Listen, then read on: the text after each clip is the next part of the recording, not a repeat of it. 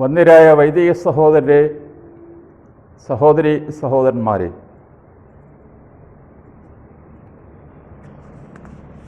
സന്തോഷത്തിൻ്റെ സദ്വാർത്ത എന്ന പരമ്പരയിൽ രണ്ടാമത്തെ എപ്പിസോഡാണിത്. ഇന്ന് ദൈവാലയ പ്രതിഷ്ഠയുടെ ഹൂദോസീത്തോ ഞായറാണ്.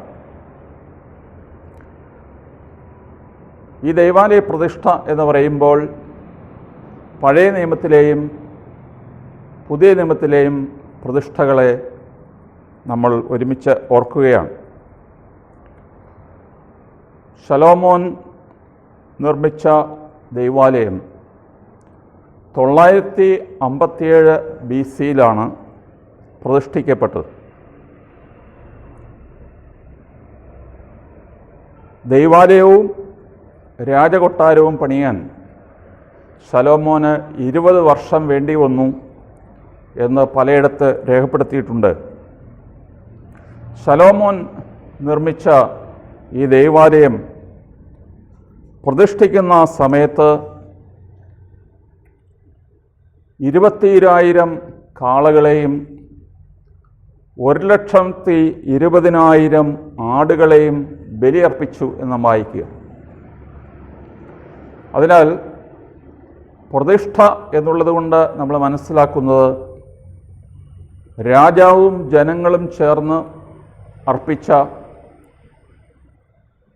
ഒരുപക്ഷെ ചരിത്രത്തിലെ തന്നെ ഏറ്റവും വലിയ ഒരു ബലിയർപ്പണമാണ്. 22,000 കാളകൾ 1,20,000 ആടുകളെ ബലിയർപ്പിച്ചു എന്ന് പറയുമ്പോൾ അത് 7 ദിവസമായിട്ടാണ് അതിൻ്റെ പ്രതിഷ്ഠ തീർന്നത്. ഒരു കാര്യം ഞാൻ പ്രത്യേകം ബൈബിളിൽ വായിച്ചത്, 7 ദിവസത്തെ ആഘോഷം കഴിഞ്ഞപ്പോൾ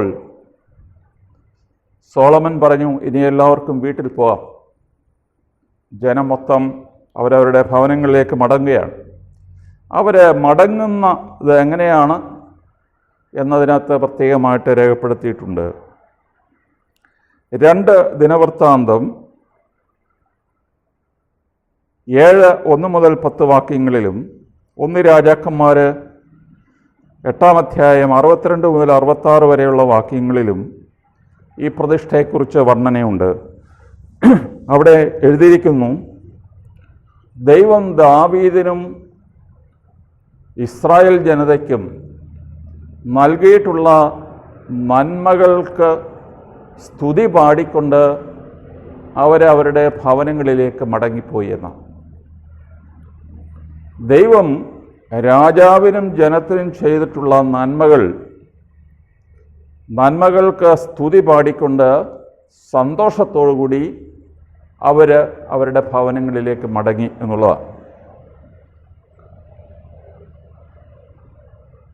ഇത് ആദ്യത്തെ പ്രതിഷ്ഠയാണ്. അവിടെ പ്രതിഷ്ഠാ പ്രാർത്ഥന നടത്തുന്നത് രാജാവും പുരോഹിതനുമായി ശലോമോൻ മാത്രമേ ഉള്ളൂ രംഗത്ത്. അന്നത്തെ രാജാക്കന്മാർ ദാവീദും പുരോഹിതനായി കർമ്മം അനുഷ്ഠിച്ചിട്ടുണ്ട്. അതുകൊണ്ട് രാജാവും പുരോഹിതനുമായ ശലോമോൻ പ്രതിഷ്ഠാ പ്രാർത്ഥന നടത്തുമ്പോൾ ചോദിക്കുന്നുണ്ട്, എന്നാൽ ദൈവമേ, അവിടുന്ന് മനുഷ്യരോടൊത്ത് വസിക്കുമോ? സ്വർഗവും സ്വർഗാതിസ്വർഗങ്ങളും അവിടുത്തേക്ക് മതിയാകയില്ല.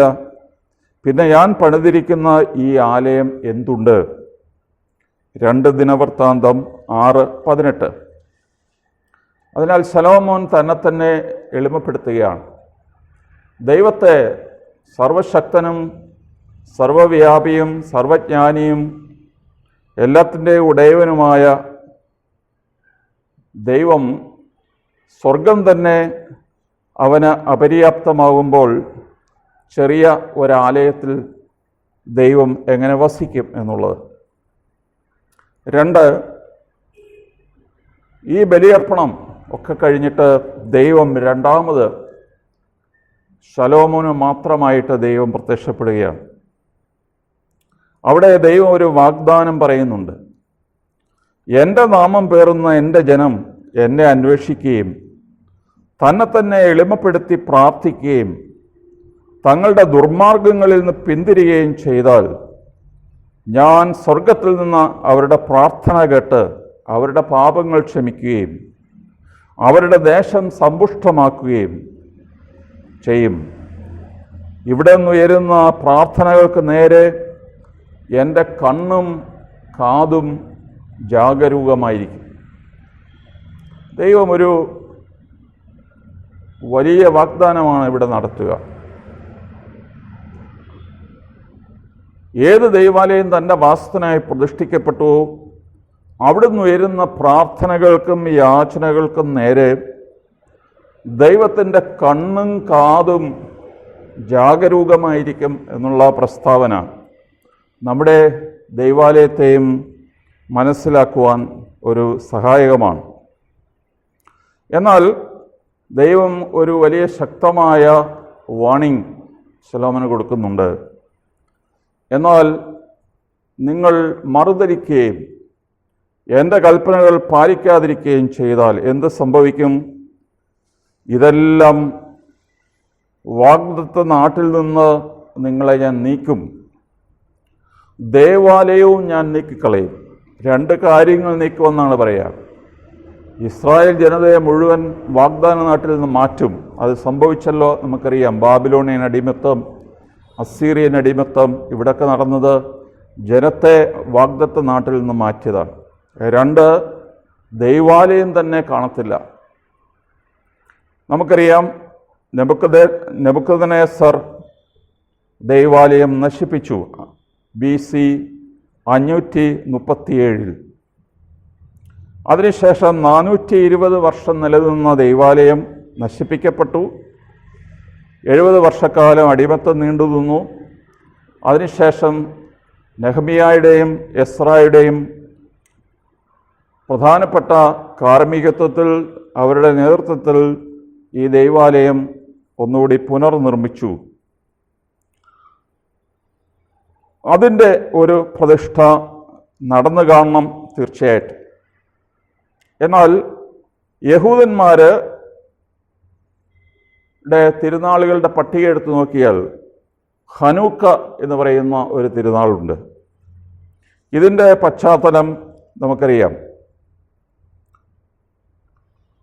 നൈൽ നദി ആഫ്രിക്കയുടെ ബുറൂണ്ടി, Tanzania, Rwanda, Congo, Kenya, Uganda, Sudan, Ethiopia, south Sudan, Egypt, അങ്ങനെ ഈജിപ്തിലെ അലക്സാൻഡ്രിയയിൽ വന്ന് കടലിൽ പതിക്കുകയാണ്. 6650 കിലോമീറ്റർ ദൈർഘ്യമുള്ള ഈ നദിയുടെ നടുക്ക് വിശാലമായ ഒരു ദ്വീപ് ഉണ്ട്.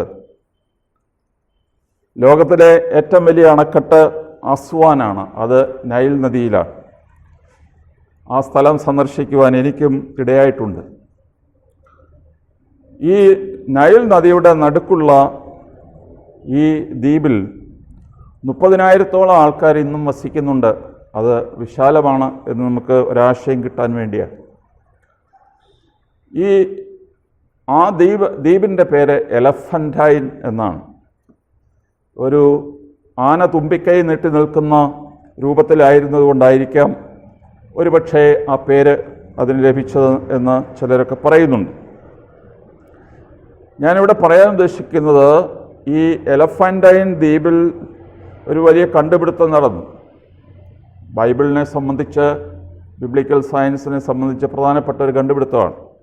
എന്താണ്? BC 3-ാം നൂറ്റാണ്ടിൽ എഴുതപ്പെട്ട ഒരു പപ്പായറസ്, ഒരു പുരാതനമായ രേഖയാണ്. ഈ രേഖ ജെറുസലേമിൽ നിന്ന് വന്ന ഒരു കത്താണ്. ആ കത്തിൽ എഴുതിയിരിക്കുന്നു, ഗ്രീക്കുകാരുടെ ആധിപത്യം മക്കബയർ തൂത്തെറിഞ്ഞ്, നിങ്ങൾക്കറിയാം ഗ്രീക്കുകാർ എന്ത് ചെയ്തു ദൈവാലയത്തിൽ നിന്ന്. ദൈവാലയത്തിൽ സേവൂസ് എന്ന ഗ്രീക്ക് ദേവൻ്റെ പ്രതിമ അവർ സ്ഥാപിച്ചു. യഹൂദരെ സംബന്ധിച്ച് പന്നി ഒരു വിലക്കപ്പെട്ട ജന്തുവാണ്. ആ വിലക്കപ്പെട്ട ജന്തുവിൻ്റെ ജന്തുവിനെ കൊന്ന് അതിൻ്റെ രക്തം ബലിപീഠത്തിൽ അർപ്പിച്ചു. വളരെ ഒരു എലൈറ്റ് ക്ലാസ് ആയിട്ടുള്ള അന്നത്തെ യഹൂദർ ഗ്രീക്ക് രീതികൾ അവലംബിച്ചു തുടങ്ങി. പലതും പറയാൻ കൊള്ളാത്തതാണ്. അങ്ങനെ അവർക്കെതിരായിട്ട് മത്താത്തിയാസ് എന്ന് പറയുന്ന പുരോഹിതൻ്റെ മക്കൾ, പ്രത്യേകിച്ച് യൂദാസ് മക്കബേയൂസ് എന്ന് പറയുന്ന ആള്, സ്വന്തം സഹോദരന്മാരെയും അവരോട് ചേർന്ന ഒരു കുട്ടിപ്പട്ടാളത്തെ തയ്യാറാക്കി ഗ്രീക്കുകാർക്കെതിരായിട്ട് ഗറില്ല യുദ്ധം നടത്തി എന്നുള്ളത് നമുക്ക് മക്കബായരുടെ പുസ്തകത്തിൽ നിന്ന് വായിച്ച് മനസ്സിലാക്കാൻ സാധിക്കും. ഏതാണ്ട് BC 367 മുതൽ 160 വരെ ഏതാണ്ട് 7 വർഷം ആ യുദ്ധം നീണ്ടു നിന്നതായിട്ടാണ് പറയുക. എങ്കിലും BC 163 ദൈവാലയം വീണ്ടെടുത്തു. അവരെന്താണ് ചെയ്തത്? ആദ്യം ദൈവാലയം ശുദ്ധീകരിച്ചു, പുതിയ ബലിപീഠം പണിതു, പഴയതവർ പൊളിച്ചു കളഞ്ഞു. പുതിയ തീ എന്ന് പറയുമ്പോൾ കല്ലുകൾ പരസ്പരം ഉരച്ച് അതിൽ നിന്ന് തീപ്പൊരിയിൽ നിന്ന് തീ ഉണ്ടാക്കി പഴയ തീ ഉപേക്ഷിച്ചു. പഴയ വിളക്ക് ഉപയോഗിച്ചില്ല, പുതിയ കവരവിളക്ക് മെനോറ ഉണ്ടാക്കി. പുതിയ കാഴ്ചയപ്പം പ്രതിഷ്ഠിച്ചു. മരച്ചില്ലകളും ഈന്തപ്പനകളുമേന്തി ജനങ്ങൾ ആയിരക്കണക്കിന് വന്ന് ആർത്തുവിളിച്ചു. അങ്ങനെ 8 ദിവസത്തെ ആചരണം. അതിൽ പ്രത്യേകമായിട്ട് എഴുതിയിരിക്കുന്നത്, ഈ എലഫന്റൈൻ ഡോക്യുമെൻ്റിൽ എഴുതിയിരിക്കുന്നത്, ജെറുസലേമിൽ 8 ദിവസങ്ങൾ ആചരിക്കുമ്പോൾ ലോകത്തിലുള്ള എല്ലാ യഹൂദരും ഇതേ ഡേറ്റ് വെച്ച് 8 ദിവസം അവിടെ പെരുന്നാൾ ആചരിക്കണം. എല്ലാവരും അവരവരുടെ ടെറസുകളിൽ, അവരുടെ വീടുകളുടെ മട്ടുപ്പാവിൽ രാത്രി തിരികൾ കത്തിച്ചു വെക്കണം. ഏതാണ്ട് നമ്മുടെ ഇന്ത്യയിൽ ദീപാവലി ആഘോഷിക്കുന്ന പോലെ തന്നെ. അങ്ങനെ 8 ദിവസത്തെ വളരെ സന്തോഷകരമായ ഒരാഘോഷമാണ് ദേവാലയ പ്രതിഷ്ഠയോടുകൂടി നടന്നത്. നമുക്കറിയാം, യേശു ഈ സമയത്ത് ജെറുസലേമിൽ വന്നിട്ട് ഒരു വലിയ അസർഷൻ നടത്തി. I am the light of the world. കാരണം രാത്രി മുഴുവൻ ആ രാത്രിയുടെ പ്രകാശധോരണിയിൽ നിന്നുകൊണ്ട് യേശു വിളിച്ചു പറഞ്ഞു, ഞാൻ ലോകത്തിൻ്റെ പ്രകാശമാകും. അതിനാൽ ഇതൊരു പ്രകാശത്തിൻ്റെ തിരുനാൾ കൂടിയാണ് പള്ളി പ്രതിഷ്ഠ. കത്തോലിക്ക സർക്കിളിൽ തീർച്ചയായിട്ടും ആദ്യത്തെ പള്ളി എന്ന് പറയുന്നത് ലാറ്ററൻ ബസിലിക്കയാണ്. അതാണ് മാർപ്പാപ്പമാരുടെ ഔദ്യോഗികമായ പള്ളി. 16-ാം നൂറ്റാണ്ട് വരെ മാർപ്പാപ്പമാർ ഈ പള്ളിയോട് ചേർന്നുള്ള അരമനയിലാണ് താമസിച്ചിരുന്നത്. ലാത്തറാനി എന്ന് പറയുന്ന പ്രഭുകുടുംബം ക്ഷയിച്ചു പോവുകയും അവരുടെ വസ്തുവകൾ സഭ ഏറ്റെടുത്തിട്ട് കോൺസ്റ്റന്റൈൻ ചക്രവർത്തി AD 313 പുറപ്പെടുവിച്ച മതസ്വാതന്ത്ര്യമനുസരിച്ച് ആദ്യത്തെ പള്ളി AD 324 നവംബർ 9 പ്രതിഷ്ഠിച്ചു. ഈ നവംബർ 9 നമ്മുടെ ഹൂദോസീത്തയും ഒക്കെ ഏതാണ്ട് അടുത്തു വരും. ഈ പള്ളിയെ വിളിക്കുന്നത് എല്ലാ സഭകളുടെയും മാതാവ് എന്നാണ്. കൂടുതലും പാശ്ചാത്യ ലോകത്തിൻ്റെ മാതാവാണ്. എങ്കിലും നമ്മളിന്ന് കാത്തലിക് കമ്മ്യൂണിയനിലേക്ക് വന്നത് കാരണം തീർച്ചയായിട്ടും ആ പള്ളിയെ നമ്മൾ പ്രത്യേകമായിട്ട് ആദ്യത്തെ ഔദ്യോഗികമായ റോമൻ സാമ്രാജ്യത്തിൽ സ്ഥാപിക്കപ്പെട്ട വിശാലമായ പള്ളി എന്നുള്ള നിലയിൽ നമ്മൾ അതിനെ മാനിക്കുന്നു. അങ്ങനെ 3 പ്രതിഷ്ഠകൾ നമ്മൾ പറഞ്ഞു. ശലോമോൻ രാജാവിൻ്റെ കാലത്തെ ആദ്യത്തെ ദേവാലയ പ്രതിഷ്ഠ മക്കബായരുടെ വിപ്ലവത്തിന് ശേഷം BC 163 നടന്ന പ്രതിഷ്ഠ. ലാറ്ററൻ ബസിലിക്ക, ഇപ്പോഴത്തെ ബസിലിക്ക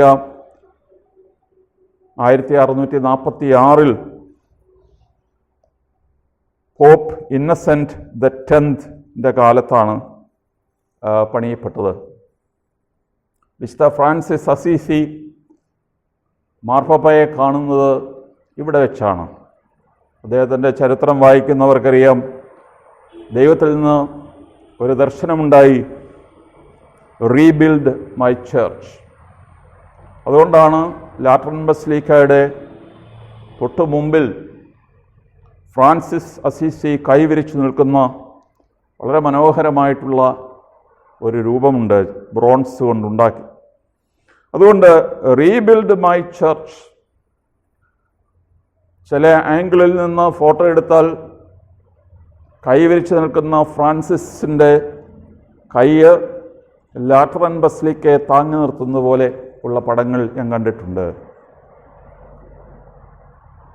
റീബിൽഡ് മൈ ചർച്ച്, ഇതാണ് ഈ ദൈവാലയ പ്രതിഷ്ഠയുടെ ഈ ദിവസത്തിൽ നമുക്ക് ഒരു പ്രത്യേകമായ മെസ്സേജായിട്ട് നമ്മൾ എടുക്കുവാനുള്ളത്.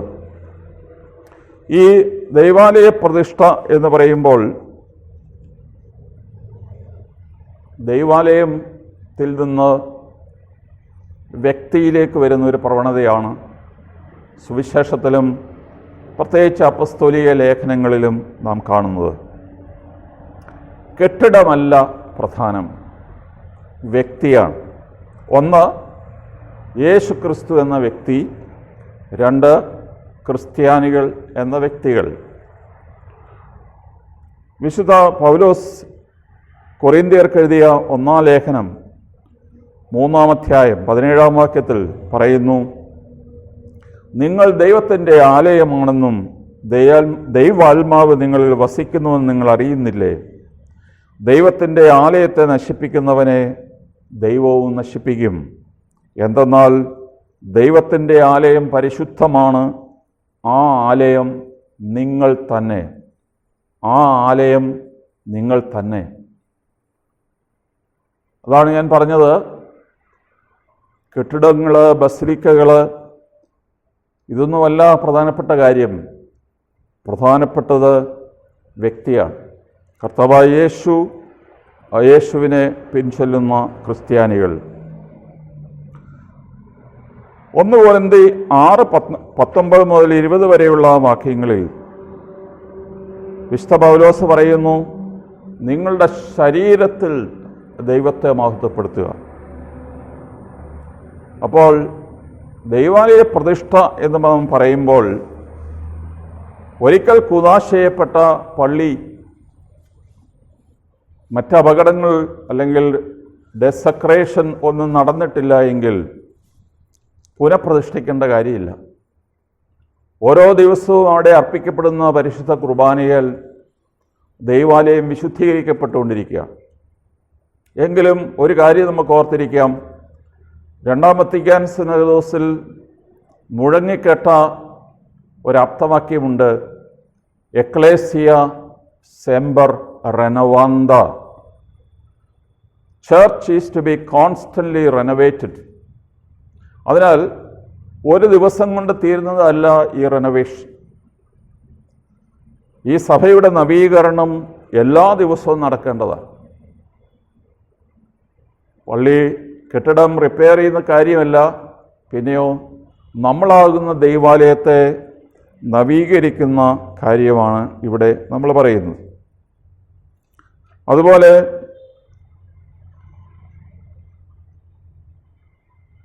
വായനകൾ നാം പ്രത്യേകമായി എടുക്കുമ്പോൾ 1 രാജാക്കന്മാർ 8:22-30 ശലോമോൻ്റെ ദൈവാലയ പ്രതിഷ്ഠ ആണ് എന്ന് നമുക്കറിയാം. ജെറമിയ 31:10 മുതൽ 14 ചിതറിപ്പോയ ഇസ്രായേലിനെ ഒരുമിച്ച് കൂട്ടുമെന്ന് പ്രഘോഷിക്കുക.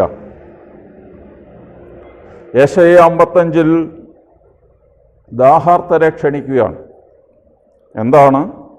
വീഞ്ഞും പാലും വിശിഷ്ട ഭോജനങ്ങളും തയ്യാറാക്കപ്പെട്ടിരിക്കുന്നു. കർത്താവിനെ കണ്ടെത്താൻ കഴിയുന്ന ഇപ്പോൾ തന്നെ അവിടുത്തെ അന്വേഷിക്കുക. ദുഷ്ടൻ അവൻ്റെ മാർഗവും അധർമ്മി തൻ്റെ ചിന്താഗതികളും ഉപേക്ഷിക്കട്ടെ.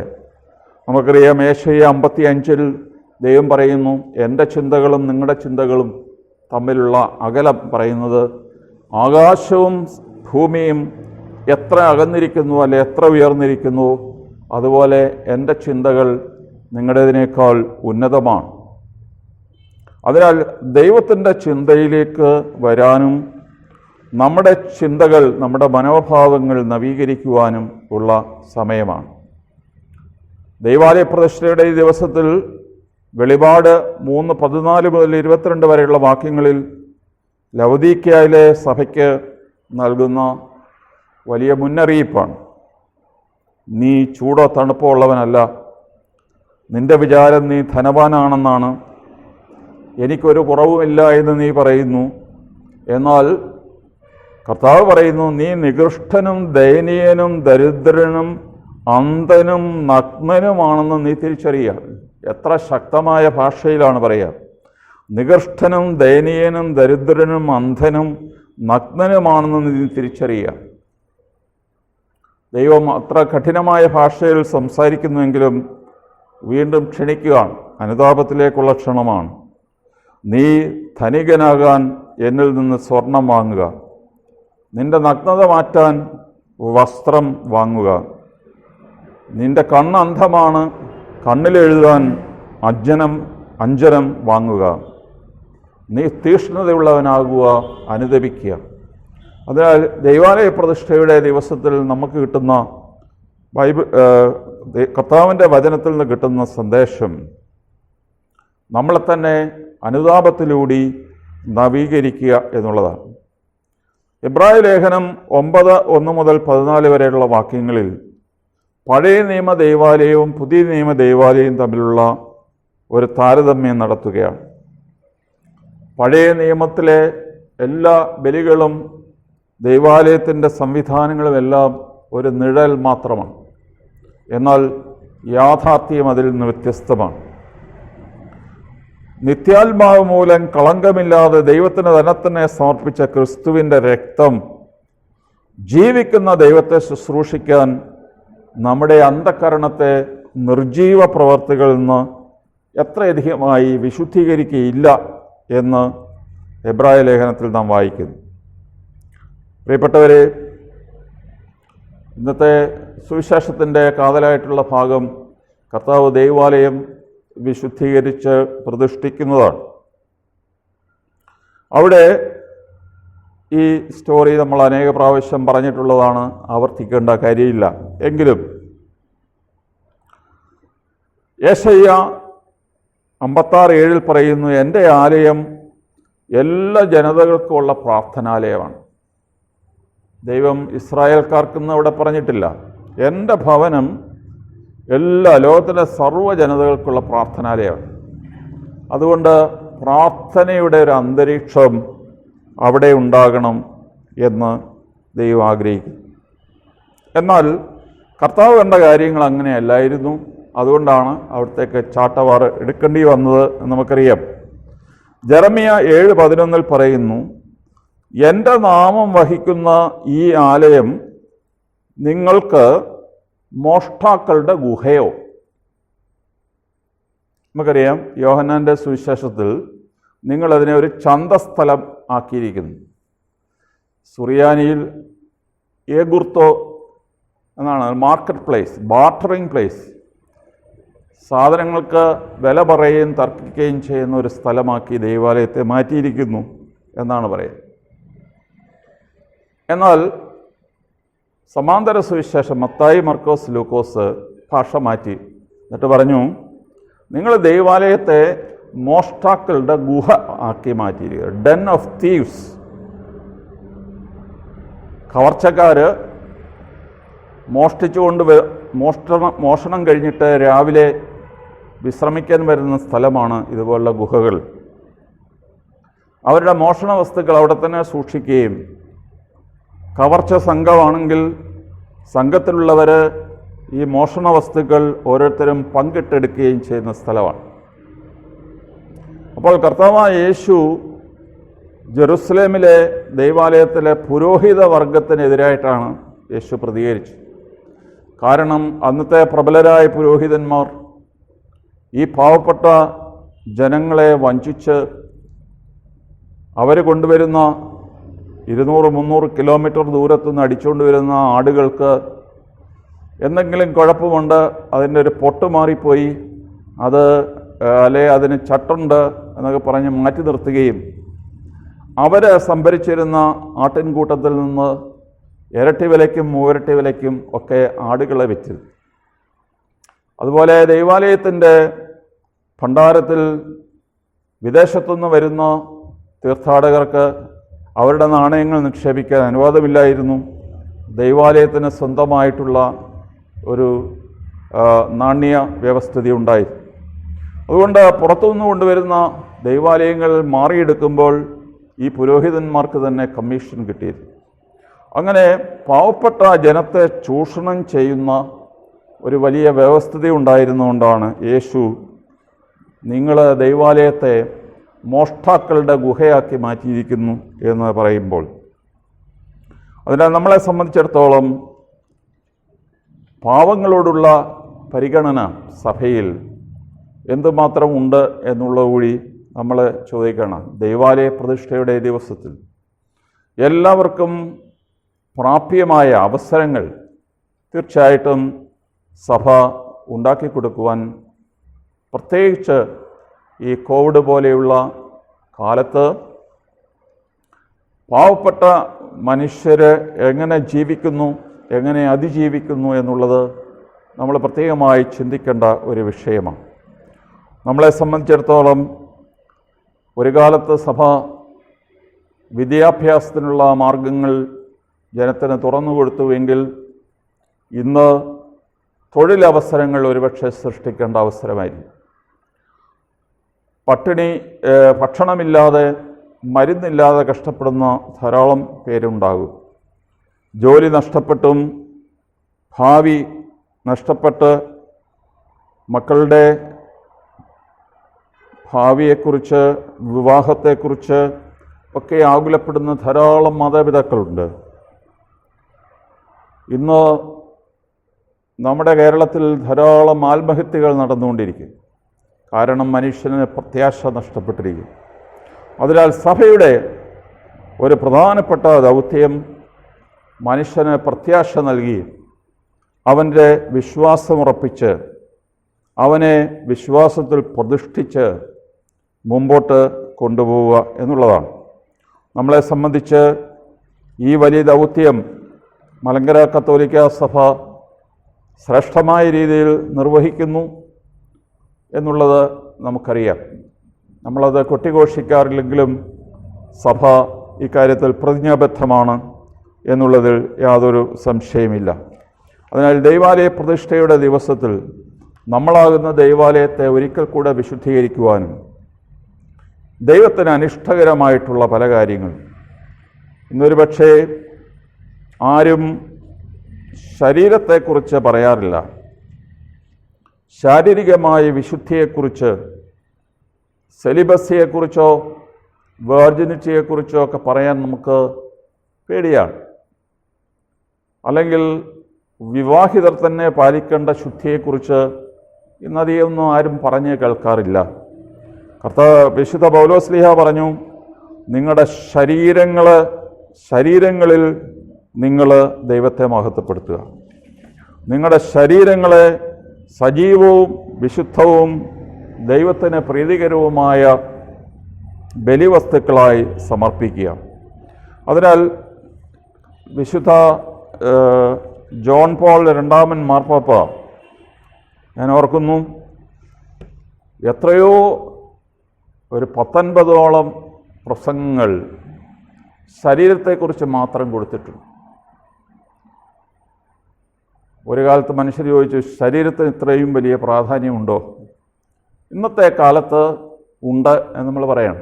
എങ്കിലും ശരീരത്തെ സംബന്ധിച്ച്, സെക്ഷുവാലിറ്റിയെ സംബന്ധിച്ച്, വിശുദ്ധിയെ സംബന്ധിച്ച്, ചാസ്റ്റിറ്റിയെ സംബന്ധിച്ച് ക്രൈസ്തവമായ കാഴ്ചപ്പാടുകൾ കൊടുക്കുവാൻ നാം പ്രത്യേകമായി പരിശ്രമിക്കേണ്ടിയിരിക്കുന്നു. കാരണം ഇന്ന് നമ്മുടെ കുട്ടികൾ പോലും പലപ്പോഴും തെറ്റായിട്ടുള്ള മാർഗത്തിലൂടെ ചരിക്കുമ്പോൾ ഏതാണ് ശരിയായ മാർഗമെന്ന് പറഞ്ഞു കൊടുക്കുവാൻ ആളില്ലെങ്കിൽ എന്തായിരിക്കും സ്ഥിതി എന്ന് ചിന്തിക്കുക. ഞാൻ ഇവിടെ നിർത്തുന്നു. നമ്മുടെ ചിന്തകൾ അവസാനിപ്പിക്കുമ്പോൾ സുവിശേഷ വായനയ്ക്ക് ശേഷം ചൊല്ലുന്ന പ്രാർത്ഥന ചൊല്ലി നമുക്ക് അവസാനിപ്പിക്കാം. ഞങ്ങൾക്ക് നൽകിയ ജീവദായകമായ വചനങ്ങൾക്ക് വേണ്ടി കർത്താവായ യേശു മിശിഹായ്ക്കും ഞങ്ങളുടെ രക്ഷയ്ക്ക് വേണ്ടി അവനെ അയച്ച പിതാവിനും ഞങ്ങൾക്ക് ജീവൻ നൽകുന്ന പരിശുദ്ധ റൂഹായിക്കും ഇപ്പോഴും എല്ലാ സമയത്തും എന്നേക്കും സ്തുതിയും സ്തോത്രവും ആരാധനയും ഉണ്ടായിരിക്കട്ടെ. ആമീൻ.